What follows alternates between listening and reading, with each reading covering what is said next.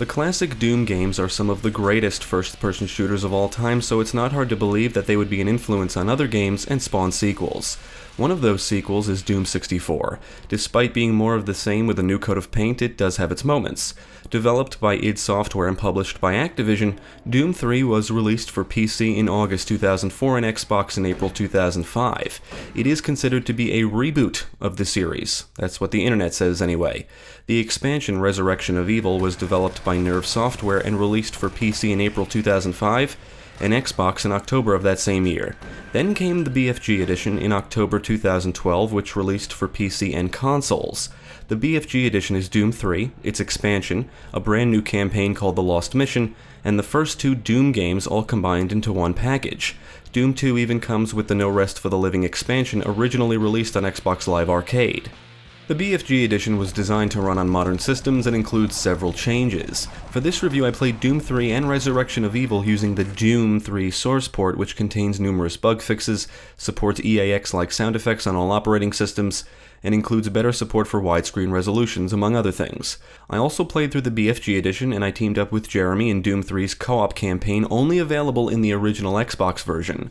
I played through The Lost Mission twice, once in the vanilla BFG Edition, and the second time using the RB Doom 3 BFG source port, which includes several enhancements. Keep in mind that both the original game and the BFG Edition run fine on modern systems, at least in my experience. I've played through them several times over the years, so I figured I would give the source ports a shot. Links to the source ports can be found in the description below. This review will contain some spoilers, so if you're sensitive to spoilers, I would advise you to stop watching now. You have been warned. Now let's take a look at Doom 3 and see how it holds up. We have them on radar, sir. They'll be landing in a few moments. Excellent. See that Counselor Swan is sent directly to me. Doom 3 is set in the year 2145, and the Union Aerospace Corporation has a large base on the planet Mars. After reports of multiple incidents, UAC board member Elliot Swan and his bodyguard Jack Campbell arrive to investigate. Behind them is a silent space marine who is tasked with locating a scientist. The marine finds him trying to send a warning to Earth about the teleportation experiments led by research director Dr. Malcolm Betruger. Before he can send the warning, an experiment goes awry, and the forces of hell begin to take over the base. It's up to the marine to stop the invasion by finding and closing the portal to hell. Resurrection of Evil takes place 2 years after the events of Doom 3. A UAC team is sent to investigate a hidden chamber on Mars, only to discover an artifact which alerts the forces of hell, killing all team members except a marine combat engineer, and a new invasion begins. The Lost Mission focuses on the last surviving member of Bravo Team, which was ambushed in Doom 3. He is tasked with destroying an experimental teleportation array to prevent the demons from reaching Earth. On the surface, the stories in these campaigns seem very simple. Hell invades and it's up to the Marines to stop the invasions. This should all sound very familiar. However, there is a good amount of backstory and world building here thanks to all the emails and audio logs. It's up to the player to actually take the time to read and listen to these if they're at all interested in what's going on.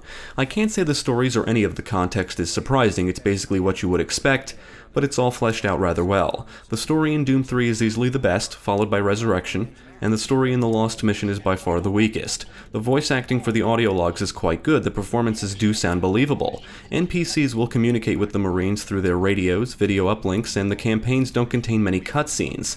The ones that are present offer just enough for you to know the gist of what's happening and what your objectives are.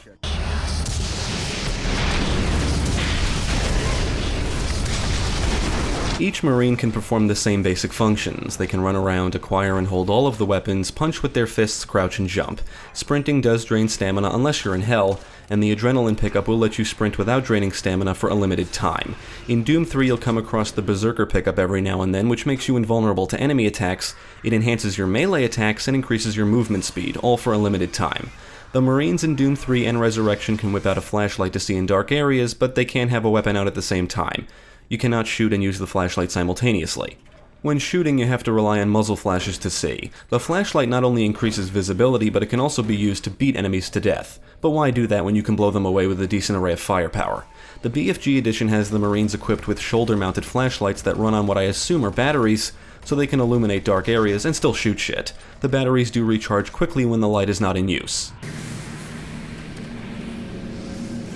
The shoulder-mounted flashlight is one of the changes I like about the BFG Edition simply because I like being able to see and shoot at the same time. I know a lot of Doom 3 fans out there hate this new feature, and many will argue to death that switching between the flashlight and weapon adds tension or more immersion to the game, but I disagree. I find the entire mechanic to be ridiculous. Hear me out. If you really think about this within the confines of the game world, it just doesn't make sense. There's no reason that these Marines should not be able to see what they're shooting at. There's no reason or context for it at all explained within the game world. Despite the fact that the game is set in the future, primarily on a base on Mars, built by one of the most technologically advanced corporations in the solar system, I'll accept that the base has piss-poor lighting conditions. Some of the audio logs even reference and question the poor lighting. Also, the forces of hell obviously fuck shit up, and that may explain why many areas are so dark. This provides at least some context for the dark environments. But why can't the Marines hold their flashlights and at least a pistol at the same time? It's never explained. If anything, it makes it sound like these Marines lack common sense. There's no tape, Velcro, wire ties, or anything around the base they can use to attach a flashlight to one of their weapons or suit? Really? Duct tape mod, anyone? Did you know that in the Xbox version of Resurrection of Evil, the handheld flashlight was removed, but the pistol is equipped with a flashlight attachment? You have to always switch to the pistol to see shit, but it makes more sense than this see or shoot but you can't have both concept.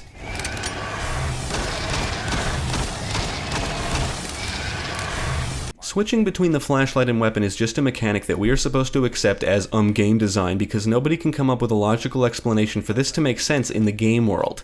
I can understand getting immersed into the creepy atmosphere, but having a mechanic like this without proper context makes it feel like it was implemented just because, and that makes any tension feel artificial, which ruins the immersion, at least for me. Maybe you think I'm digging too deep into it and am crossing over into the too realistic territory, but I don't see it that way. I don't see being able to use my tools efficiently as too realistic. Switching between the flashlight and weapon is not efficient, it's just stupid. Someone left a comment on our previous review that explains this whole thing perfectly, and I quote, "It goes beyond the suspension of disbelief and stands out as an issue that breaks immersion. For me to get immersed, at the very least, the basic mechanic should make sense. Now, I've heard that the switching mechanic is a result of a technical limitation. If that's true, I will give it a lot more slack, but I still think the developers should have thought of something else then, because this mechanic is just absurd. The lighting and darkness is cool and all, and was impressive for its time, I'm not denying that. The darkness is a gimmick or obstacle the player needs to learn to accept and overcome, which is fine. But if you can't allow the player to overcome it in a logical and efficient way, then it's not going to work, and it's time to come up with another idea." A few people have said the flashlight battery concept in the BFG Edition adds tension because of how rapidly the battery or batteries drain. Well, without getting too deep into it, it doesn't. It just sounds like the battery or batteries need to be replaced, or the light is busted or something. I'd like to point out the handheld flashlight didn't have this problem. Maybe they should have attached that thing instead. Maybe having the player acquire batteries for the light as they progress would have been a better idea. It would force you to use the light sparingly at least.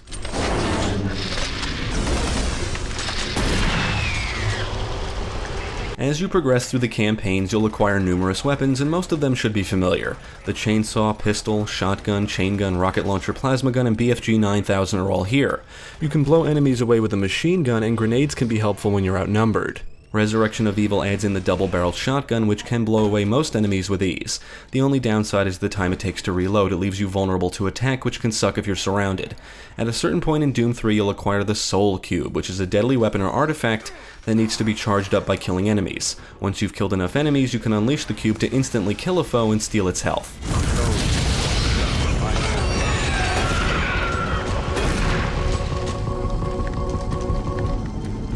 Resurrection of Evil adds in the Grabber and Artifact. The Grabber is similar to the gravity gun in Half-Life 2. You can use it to pick up and throw objects, small enemies, and enemy projectiles which can be hurled back at your foes. The Artifact is a device that needs to be charged up with human souls before it can be used. When you defeat certain bosses, it will absorb their abilities. The Helltime ability lets you slow down time. The second is like a Berserk power-up, allowing you to inflict more damage and move faster. And the third is invulnerability. Once you activate the artifact, all of the abilities are active at once and only last for a limited time. Honestly, this thing is really cool, but it does make you extremely overpowered. Any kind of challenge the campaign offers is made significantly easier because of it.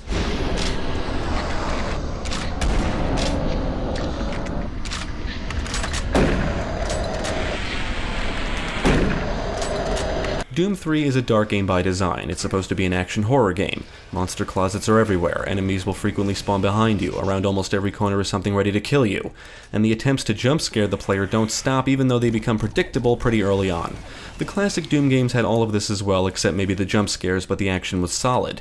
Doom 3 as a whole falls apart in the action category. The actual act of engaging enemies is just underwhelming. I find that most weapons don't have satisfying feedback and most hits lack any sense of real impact, except on some of the zombies, making the weapons feel weak as a result. It doesn't help that most weapons sound weak as well. I really feel like the gunplay could have used some more attention. Now, the Lost Mission is clearly more action-oriented than the other campaigns, and it's also much shorter. You can probably get through it in under 2 hours. Enemies will frequently spawn in everywhere you go, and the atmosphere is just not on the same level as the other campaigns. It's more about shooting than it is about scares.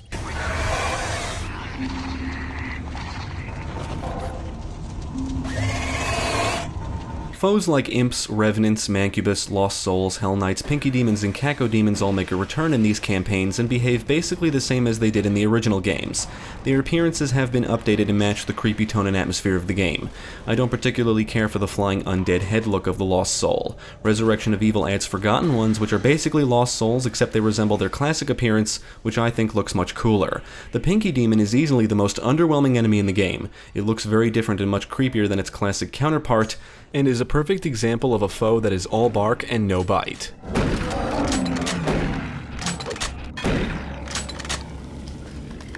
Every time I come back to this game after not playing it for a while, I'm always surprised at how easy it is to take this thing down. Much like the classic games, Pinkies are more dangerous in numbers, but you'll never have to engage swarms of them here, and they don't show up often. Zombies, or the undead types, are present in each campaign. They'll come out of the shadows, sometimes they're lying around motionless and get up when you approach, they utilize melee attacks, some carry melee weapons, some have shields, and the Z-Sec types, otherwise known as zombie security, are equipped with firearms. The Z-Sec can actually be dangerous because they can frequently hit you with gunfire, so if up against a bunch they can drain your health pretty quickly if you're not careful. Commandos return and some do wield chain guns just like their classic counterparts, and others will attack you with their tentacle arm that has quite the reach. These guys are my least favorite enemies in the game because I usually suck at timing their tentacle attack, but if you have it down you can easily dodge or duck below it. Now, Doom 3 includes several new enemies. Maggots are probably the most forgettable demons in the whole game. These two-headed monsters, like most enemies, look more threatening than they actually are, and just rush you.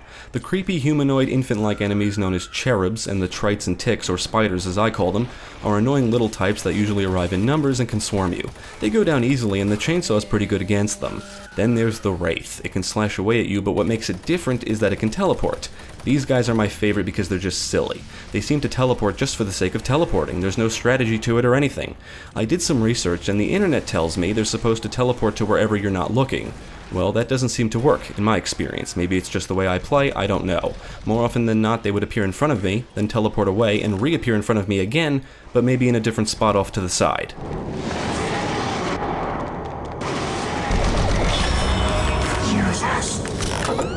Many returning enemies feel unchanged compared to their classic counterparts, and it wouldn't be a problem if they were more dangerous or had more to offer. Also, several foes share the same behavior, so if you've figured out the strategy for one, you've figured out the strategy for others. You would think giving each enemy more unique behavioral traits to make them stand out from each other and be more interesting would have been a priority, but apparently not. In addition to the Forgotten Ones, Resurrection of Evil adds the Vulgar and Bruiser to the enemy roster, and all three of them feel like clones of existing foes with minor changes. Forgotten Ones are literally lost souls with a different model. They both try to fly into you. Vulgars, Imps, and Hell Knights are basically the same, but with different appearances. Each of them will hurl projectiles and can claw away at you if they're close enough. Hell Knights are the biggest and can inflict more damage. Imps and Vulgars can leap, so you want to keep your distance, which usually isn't hard. There are several instances where an Imp is lying in wait behind a door leaping at you as soon as you open it, and it usually feels cheap because they're almost impossible to avoid unless you know that they're there beforehand. The Vulgar is basically a reskin of the Imp. Just like Imps, they can crawl along walls and ceilings, usually to make their entrance. In regular combat scenarios, they simply move around on all fours, while Imps primarily walk around on two legs. The Bruiser is basically a variant of the Mancubus, and it looks ridiculous thanks to a screen protruding from its face. Both the Mancubus and Bruiser are equipped with dual cannons that fire projectiles, but the Bruiser can fire them at a faster rate. I think Revenants and Archviles are the most dangerous enemies in the game.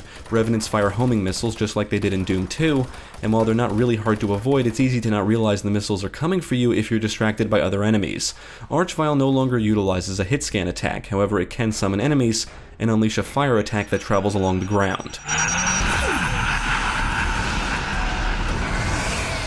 You'll quickly realize that most, if not all, enemies don't pose much of a threat and can all be killed fairly easily. Most of the common enemies in the original games would go down easily too, but you often had to deal with hordes of them.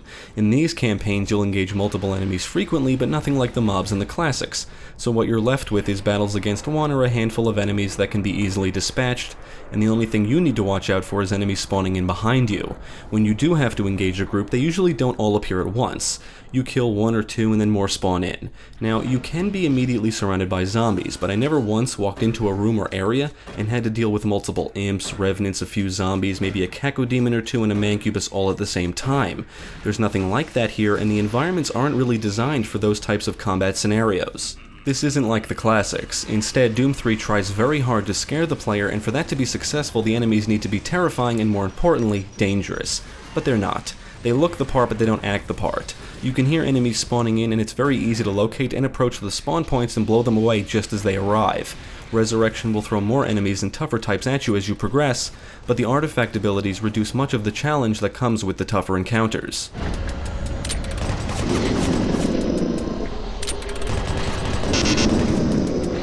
Needless to say, the enemies in Doom 3 are not very bright. It's almost as if the AI hasn't evolved since the classic games, except now there's less enemies and far less chances of infighting. They spot you and they rush and or attack you. That's the extent of their intelligence. The darkness should not blind you from their stupidity. You'll never witness any type of sophisticated enemy behavior in these campaigns. They don't try to sneak up on you or flank you, and they're not very good at avoiding your shots. The only time they ever got the jump on me was because they spawned somewhere out of view, like behind me, and I just didn't notice, but that's not intelligent AI, that's just a different spawn point. The Z-Sec will often run right at you, even right past you, as you unload your weapon into them. Sometimes they just stand around as they're being shot. When they do decide to move, they might take cover behind objects and roll around every now and again. Avoiding Z-Sec gunfire can sometimes be a bitch, but avoiding most demon projectiles requires simple sidestepping. Avoiding their melee attacks isn't very difficult either. You just need to keep your distance, and since most of them go down pretty quickly, it's not hard to keep them from getting anywhere near you. But even if it's a tougher type like a Hell Knight or Mancubus, they don't move very fast, so despite their bullet sponginess, you can easily keep your distance and just fire away, or use the BFG to blow them away in seconds. Furthermore, the enemies will always make their presence known, they're not very quiet about it. Zombies will grunt and groan, you can hear demons spawning in and making whatever noises they make, and as mentioned earlier, it's not hard to locate and approach the spawn points to blow them away as soon as they arrive. The campaigns do get slightly more challenging as you progress through them, only because the later encounters contain more enemies and tougher enemy types. Resurrection of Evil likes to throw a lot of revenants at you in the later areas, and bruisers can prove to be dangerous, but the artifact abilities make these encounters a non-issue.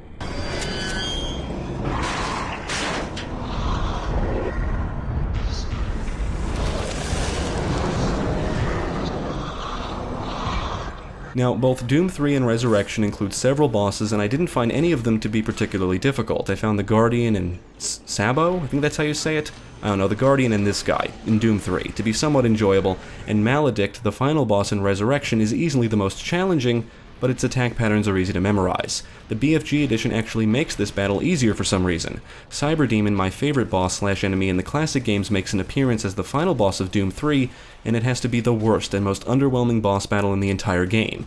You don't actually fight it, you run away from it, and kill the other enemies in the area to charge up the Soul Cube. You unleash the Soul Cube however many times on the Cyberdemon, and you win. It's just a very disappointing battle.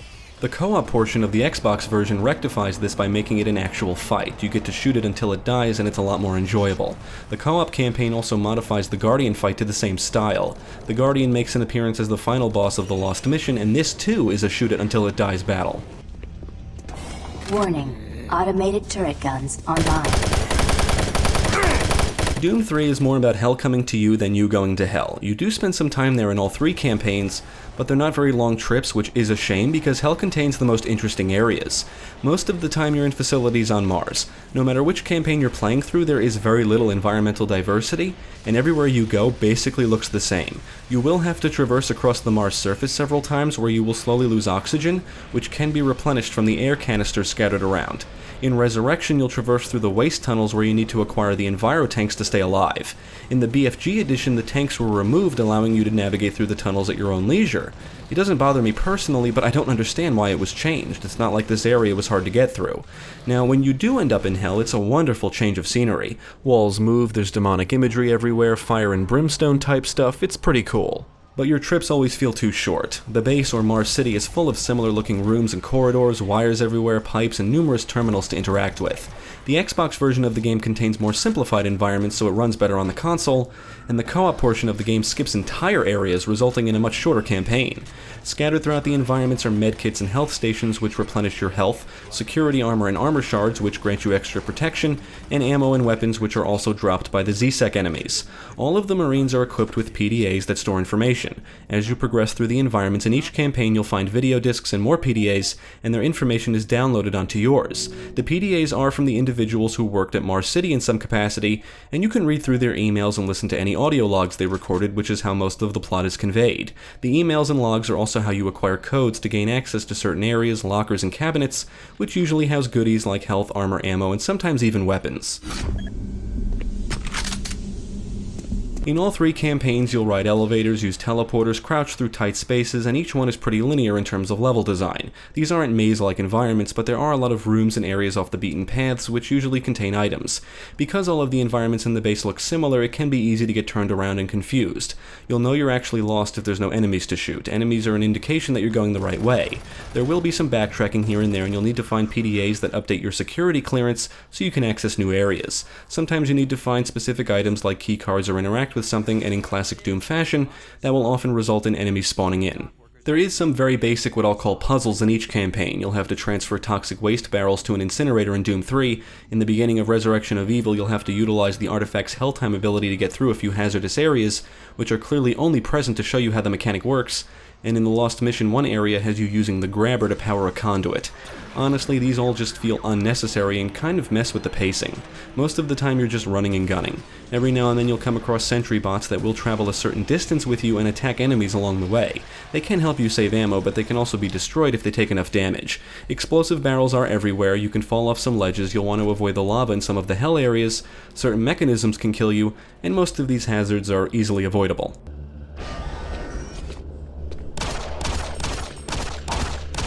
The Xbox version of Doom 3 is the only official version of the game that supports cooperative play, but only if playing online or through System Link or LAN, which is what we did. Unfortunately, the Xbox version of Resurrection of Evil does not support co-op, and I do find it kind of odd that the developers didn't implement co-op into the PC version. However, there are mods out there that add co-op functionality. When setting up a co-op game, you can choose a map to start in, and if you want friendly fire on or off. Both players will need to interact with certain things to progress through areas. While the co-op campaign is significantly shorter than the single-player campaign, if you've played the single-player portion before or even the PC version, the co-op campaign retains the same atmosphere and action, except you get to experience it with a buddy. Many of the areas are modified to support both players, and there are pickups that can only be acquired by certain players, which is really nice and means one player can't steal everything. It's also nice having someone else use their flashlight to illuminate an area while you shoot at enemies. Our biggest problem with the co-op campaign is that it's easy to get in each other's way, even with the widened areas, so it wouldn't be a bad idea to communicate who's going where and doing what. Usually one of us would take the lead and the other would watch our backs. When a player dies, all of their equipment is dropped in the form of a backpack, which they can then retrieve after respawning, which is usually not very far from where they died.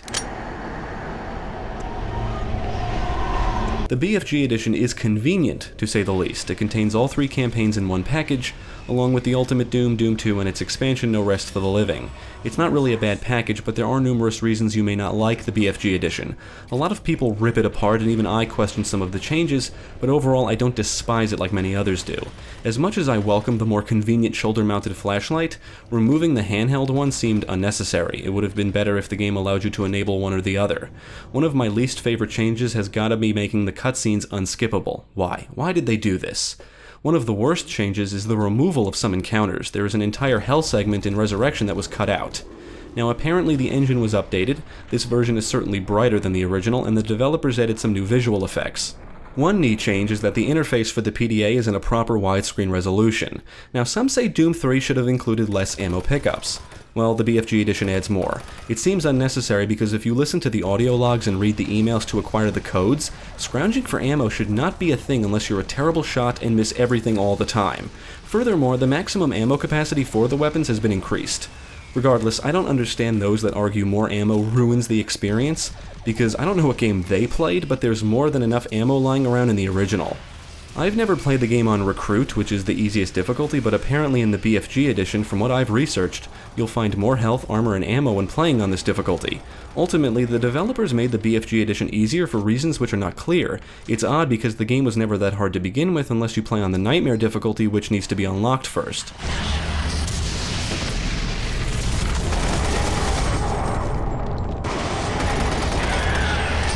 I've heard the changes made in the BFG edition were the developers attempting to make the game more action-packed. Well, the way the game is designed, you would need to change a lot, and all they did here is make the game easier. Adding more ammo doesn't make the game more action-packed, it just means you have more ammo now. They should have added more enemies to balance it out, or do some other tweaking to balance things. The tweaks they did make are just questionable. Doom 3 was designed to be a dark and creepy run-and-gun shooter, not the circle-strafing action fest the original games were. This is partly why the Lost Mission isn't that spectacular. It's more action-oriented, but with the lackluster gunplay and the creepy atmosphere stripped away, the result is an unremarkable experience. There's 4 difficulty modes: Recruit, Marine, Veteran, and Nightmare, which needs to be unlocked. Nightmare offers quite a challenge, but the others do not. I played through the original game and Resurrection of Evil on Marine, and knowing the changes they made to the BFG edition, I played through the campaigns in this version on Veteran. The higher the difficulty, the more damage you'll take from attacks, and more enemies appear on Veteran, but they are still unintelligent pushovers. Nightmare's challenge comes not only from taking more damage, but also because your health will keep dropping until it reaches a certain point, and there are no medkits to be found.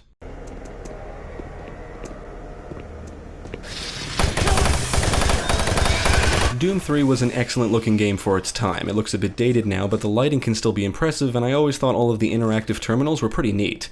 The Xbox version is downscaled, environments are simplified, textures are blurrier, and it just doesn't contain as much detail as the PC version.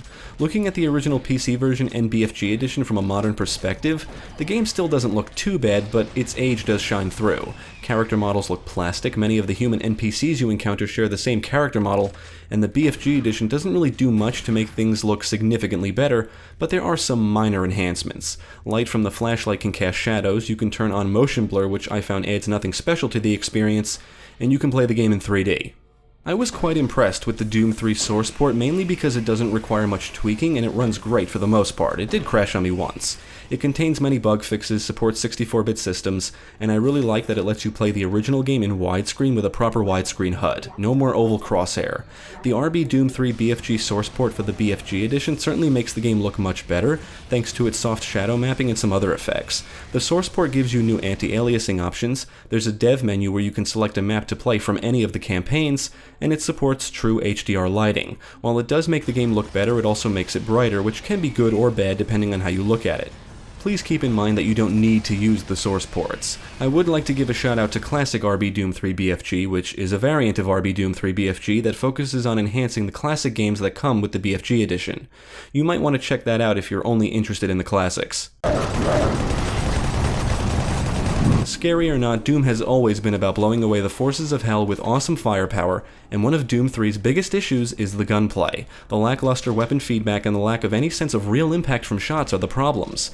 Now, the standard shotgun can take down many of the lower tier enemies in one shot if you're at the right range, but if they don't go down, the shots just feel underwhelming. The double-barrel shotgun does feel a bit better. I really dislike the machine gun. The look of it, the sound of it, not a fan.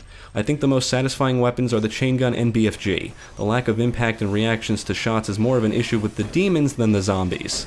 When demons are hit, they may flinch a little or sometimes not react at all, and I really wish there were better visual effects accompanying the gunplay. Muzzle flashes don't look amazing, and the gore effects are just okay. Some blood will spray and splatter on surfaces, and enemy bodies will show visible blood, both of which look cool at times, but that's about it. I feel like something is missing. As mentioned earlier, zombies will noticeably react to being shot, and sometimes their brains pop out and they appear to disintegrate when they die, which is pretty cool. But they too aren't always satisfying to shoot. The Z-Sec types will often not show any type of reaction and instead just grunt.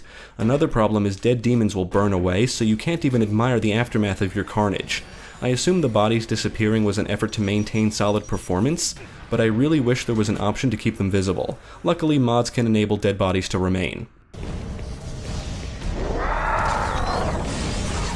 If there's one thing Doom 3 and Resurrection of Evil nail, it's the dark and creepy atmosphere. Lights will flicker, dead bodies and skeletons are scattered around, blood is smeared on the ground, walls and ceilings, growths will cover parts of areas, things will inexplicably move, and the Marines will experience hallucinations, and all of it is backed up by excellent audio work. You'll sometimes hear laughing, whispering, NPCs screaming in agony somewhere out of view, and enemies moving about somewhere around you. The demons will hiss, screech, and roar. You can hear the bigger ones like Hell Knights stomping around, and most of them look and sound intimidating.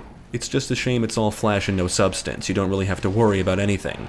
Now, you can hear when enemies spawn in, and I think eliminating those sounds could add some tension. Then I remember how often enemies spawn behind you and feel like getting attacked from behind without warning would just end up being annoying. Anyway, the weapons fire did not receive the same love as the rest of the sound effects, because as mentioned before, most of the weapons sound weak and not very satisfying. Even the explosions sound weak. In my opinion, the double-barrel shotgun and chain gun sound the best. As for the music, there's not much. The songs that are present are few and far between and usually kick in during certain encounters to enhance the sense of tension the game tries so hard to convey.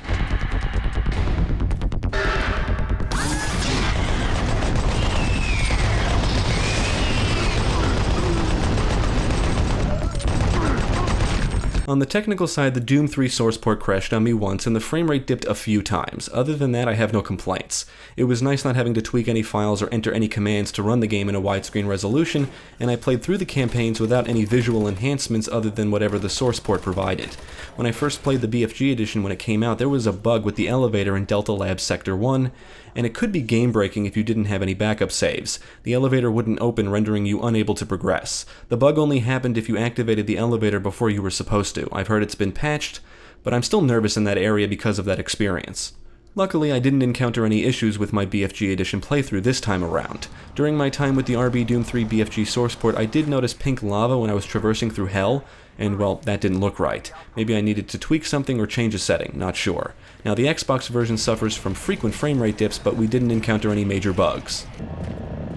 Destroy all who oppose. As much as I've ripped the game apart, Doom 3 has grown on me over the years. I had fun with it despite its problems. It nails the dark and creepy atmosphere, and while it remains consistent throughout Doom 3 and Resurrection, the tension starts to dissipate rather quickly. The campaigns don't mix things up enough to really keep you on the edge of your seat for the 8-hour or longer campaign. People really like to shove the words tension and immersion into arguments in defense of Doom 3.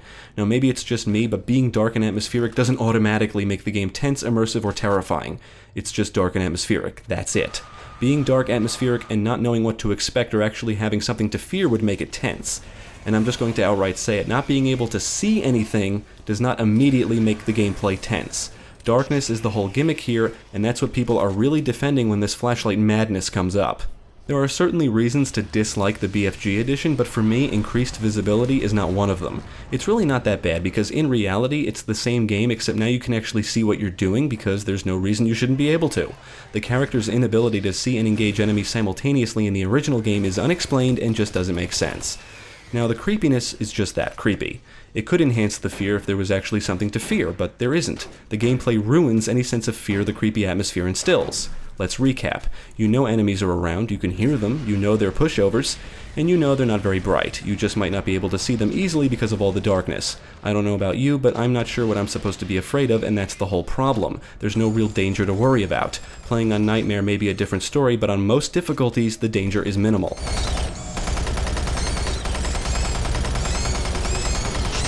You can call Doom 3 a horror game, but it fails in that category. The definition of horror states an intense feeling of fear, shock, or disgust. Doom 3 does not instill any of those feelings for long. It's creepy, but not scary. The first few encounters may startle you, but the scares become predictable. You come to a dark area, and you know there's an enemy somewhere around, or will come spawning in. Happens all the time, and you can hear them coming a mile away. At first, you're startled, then it happens again, and again, and again, and again, in the same ways, and it won't take long to realize that gunning down enemies doesn't take much effort, so any sense of danger or fear starts to fade. The dark and brooding environments remain consistent throughout and might make you feel uncomfortable, but that feeling too will probably wear off after a short while, because the scenery doesn't change very often. Oh look, another dark and bloody environment. What else is new, you know? Now, if you look at the other side of the argument that Doom 3 is more shooter than horror, I would say that's accurate. However, I feel it fails in that category too because of how underwhelming the gunplay is. Doom 3 does share many elements with the classic games, but I think focusing so much on the horror aspect and trying to scare the player is why the game fails as a whole. The horror stops working long before the adventure is over because the gameplay doesn't back it up. I think if the developers put more effort into the gunplay and enemies, it could have been a better game. Resurrection of Evil adds some cool new content, but ultimately it suffers from the same problems. The Lost Mission pretty much abandons the horror stuff in favor of a more action-oriented experience, which really just exposes the underwhelming gunplay even more.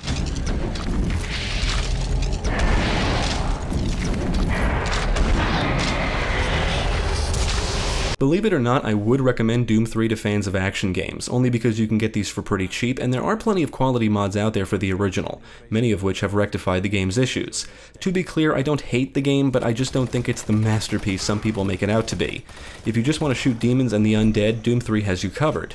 But then again, so do the classics, which are far better games in my opinion. What makes things worse is that they put Doom in the title. This is a Doom game. It's in the company of some of the greatest first-person shooters ever made, but it really doesn't deserve to be there.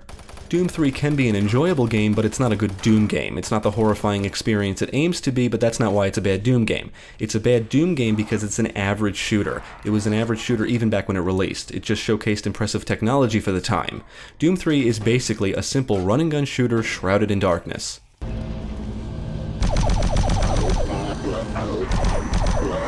If you've played the original game before, I don't think the BFG Edition is worth it unless you can get it on sale. It's convenient, but some of the changes the developers made are just odd and unnecessary, and the Lost Mission certainly isn't super incredible.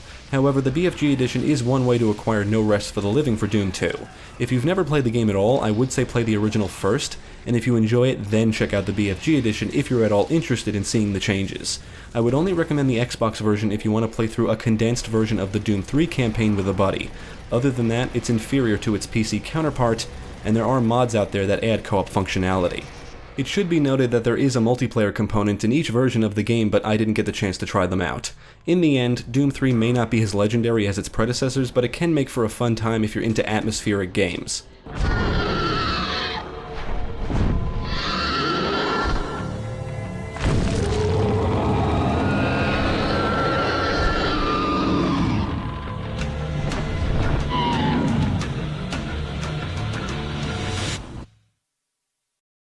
Thank you for watching. If you enjoyed this video, check out the rest of our channel, follow us at the links below, and you can also support us on Patreon. If you're interested in more gaming content, check out our friends over at GameCast.